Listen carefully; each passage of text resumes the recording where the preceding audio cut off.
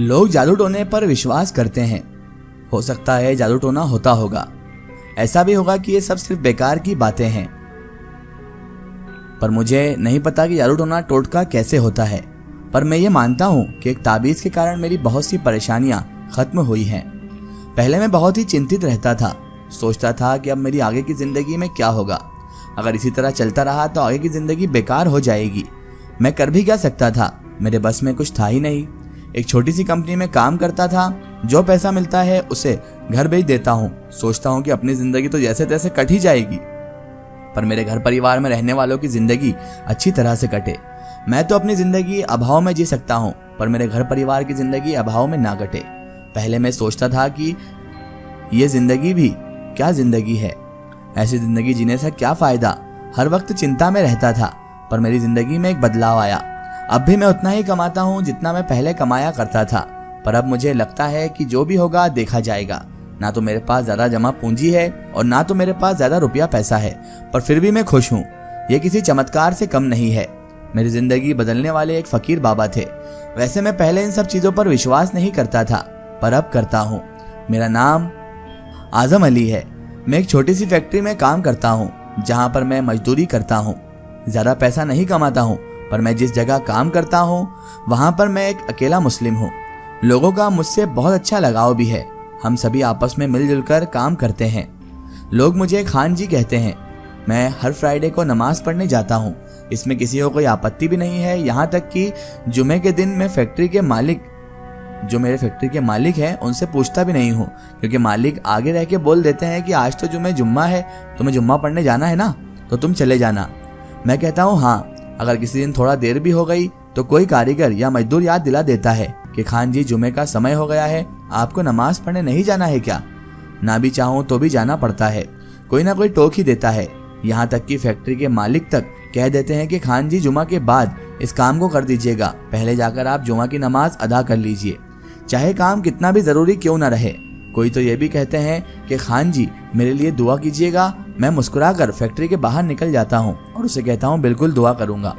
एक फ्राइडे के दिन मैं जुमा पढ़ने के लिए अपनी फैक्ट्री से बाहर निकला। जुमा के दिन मुझे कुछ दूर जाना होता है, क्योंकि मैं मस्जिद में जाकर नमाज पढ़ता हूँ, और मैं वहाँ गया और नमाज पढ़कर वापस अपने किराए के घर में आ गया। मुझे ड्यूटी जाने की जल्दबाजी थी। मैं तुरंत दिन का खाना खाकर वापस ड्यूटी जाना चाह रहा था। तुरंत एक प्लेट में खाना निकाला और जैसे ही खाना खाना शुरू करने ही वाला था कि घर के बाहर से आवाज़ आई। कोई फ़कीर कुछ मांगने के लिए मेरे घर के बाहर खड़ा था। बाहर से आवाज़ आई कि अल्लाह के नाम पर कुछ दे दो। मैंने भी खाना शुरू करने ही वाला था कि आवाज़ आ गई। फिर सोचा कि चलो बाहर निकल कर देखता हूँ कौन आया है और क्या मांग रहा है। मैं अपने साथ कुछ पैसे लेकर घर से बाहर निकला और फ़कीर के पास पहुँच गया। मैं अपने घर से बाहर निकला और देखा कि एक सफ़ेद कुर्ता पहने हुए एक फ़कीर बाबा मेरे घर के आंगन में खड़े हैं। मैं अपने साथ जो पैसा लेकर आया था उसे फ़कीर बाबा को दिया और बोला कि ये लो बाबा।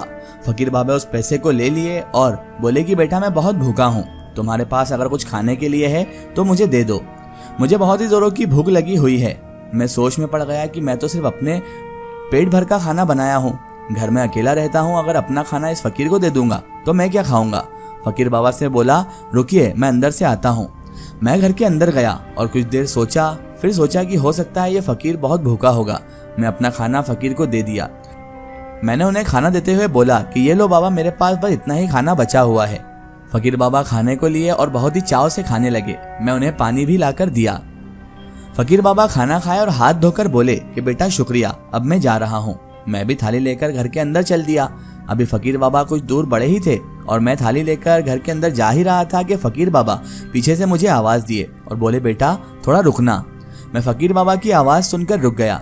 फ़कीर बाबा वापस मेरे पास आए और बोले कि बेटा तुमने मुझे पैसे दिए और खाना खिलाया, पर तुमने फ़कीर बाबा की दुआ ही नहीं ली। मैंने बोला कि फ़कीर बाबा की दुआ? मैं कुछ समझा नहीं बाबा। फ़कीर बाबा इतने में ही अपने थैले में से हाथ डाले और एक कागज़ का टुकड़ा निकाल कर मुझे दिए। उस कागज़ के टुकड़े में कुछ लिखा हुआ था, यानी कि वह एक ताबीज़ था। फ़कीर बाबा उस कागज़ का टुकड़ा मुझे देते हुए बोले ये लो फ़कीर बाबा की दुआ, इसे अपने पर्स में रखना, खुदा ने चाहा तो इससे हमेशा तुम्हारा भला होगा। मैं उस कागज़ के टुकड़े को यानी कि तावीज़ को ले लिया। उसके बाद फ़कीर बाबा वहाँ से चले गए। खाना भी खत्म हो चुका था, पर मैं नहीं खाया था खाना। मैंने सोचा कि चलो अपने पहले फैक्ट्री चला जाए, शाम के समय नाश्ता कर लूँगा। मैं उस कागज की पर्ची को अपने पर्स में रख लिया और अपनी ड्यूटी पर चला गया। पर धीरे धीरे मुझे उस कागज की पर्ची का यानी कि उस तावीज का चमत्कार नजर आने लगा। वो तावीज बहुत ही चमत्कारी था, बहुत ही करामाती था। कभी मेरे पर्स में एक भी रुपया नहीं रहता था, पर अब उस तावीज की बरकत से और उस तावीज में लिखे हुए कलाम की बरकत से हमेशा मेरे बटुए में पैसा रहने लगा। जब भी पैसा कम हो जाता, ये मेरे पास पैसा नहीं होता, कहीं ना कहीं से पैसे का जुगाड़ हो ही जाता। कभी कभी तो ऐसा भी होता कि मैं पैसे रखकर कहीं भूलता भी नहीं था, लेकिन मुझे उस जगह से भी पैसे मिल जाया करते थे। कभी ऐसा होता कि उस ताबीज की बरकत से मेरी जेब में पैसे खत्म ही नहीं होते, जबकि मैं अपना पूरा खर्चा चला रहा था। पता नहीं उस ताबीज में क्या बात है कि उस ताबीज को रखने के बाद से मेरी जेब की तंगी और मेरे घर की तंगदस्ती दोनों दूर हो गई। उस तावीज की बरकत से अब मेरी जेब में पैसा भी रहने लगा, मैं घर भी पैसा बेचने लगा और मेरे काम में भी तरक्की होने लगी। उसके बाद मैंने उन बाबा का बहुत इंतजार किया कि उनका शुक्र अदा करूं, लेकिन उसके बाद वो फकीर बाबा कभी लौट कर नहीं आए और उन फकीर बाबा का मैंने बहुत तलाश किया, लेकिन वो फकीर बाबा कहीं मिले भी नहीं। लेकिन उस तावीज की बरकत इस तरह से हुई कि मैं धीरे धीरे तरक्की की परवान चढ़ने लगा। उस तावीज की वजह से मैं धीरे धीरे इतना ज़्यादा कामयाब बन गया कि मैंने धीरे से अपना काम शुरू कर लिया और फैक्ट्री में मजदूरी करने के बावजूद मैंने अपनी खुद की दुकान खोल ली। वो दुकान भी तरक्की पर पहुंचने लगी और अब मैं अच्छा खासा कमाने लगा। धीरे धीरे मैं घर के हालात भी सुधारने लगा। घर पर अच्छा खासा पैसा बेचकर मैंने घर वालों को कहा कि हमारा गांव में जो टूटा फूटा मकान है उसे रिपेयर करवाइए या फिर अच्छे से बना लीजिए, क्योंकि अब मेरी इनकम अच्छी होने लगी थी और सालों से पैसा जोड़कर मैंने जो पैसा इकट्ठा किया था उससे हमने मकान का काम भी शुरू किया।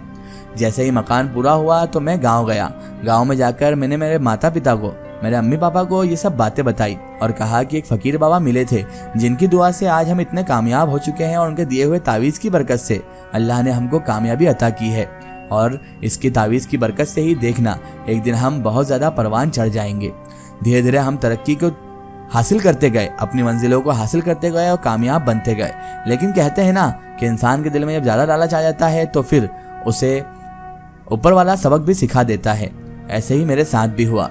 मेरे साथ ऐसा कुछ हुआ कि मैंने उस तावीज़ की लालच में ये भी नहीं सोचा कि मैं इस तावीज़ का गलत इस्तेमाल करने लगूंगा, क्योंकि मैंने तावीज़ की बरकत को सही समझकर मैंने उल्टे सीधे काम शुरू कर दिए। मैंने 2 नंबर का काम शुरू किया, जिससे पता नहीं क्या हुआ कि खुदा मुझसे नाराज़ हो गया और मेरी तरक्की धीरे धीरे छिनती चली गई। अब उस तावीज़ की बरकत मेरे अंदर से हट चुकी थी, क्योंकि मैंने उस तावीज़ का गलत फ़ायदा उठाने की कोशिश की और धीरे धीरे मेरी तरक्की खत्म होती गई। और एक दिन जब मैंने अपना पर्स खोलकर देखा, परेशान होकर देखा, तो वो तावीज़ मेरे पर्स में से गायब हो चुका था। पता नहीं कैसे मैंने उसे पर्स की बिल्कुल उस पॉकेट में रखा जहाँ से वो गिर भी नहीं सकता, और ना ही मैंने किसी को वो तावीज़ दिया था, लेकिन वो तावीज़ अब मेरी जेब से गायब हो चुका था और मैं समझ चुका था कि खुदा मुझसे नाराज़ हो चुका है। इसीलिए मैंने हाथों हाथ तौबा की और सारे उल्टे सीधे काम छोड़कर फिर से नई ज़िंदगी शुरू की और अपनी दुकान चलाने लगा। आज अल्लाह का एहसान है कि मैं अपनी दुकान से अपनी रोजी रोटी चला ही लेता हूँ और अपने घर का खर्च भी पूरा कर लेता हूँ। लेकिन वो फकीर बाबा मुझे आज तक वापस नहीं मिले। पता नहीं वो कहाँ गुम हो गए, और उनका वो तावीज़ भी।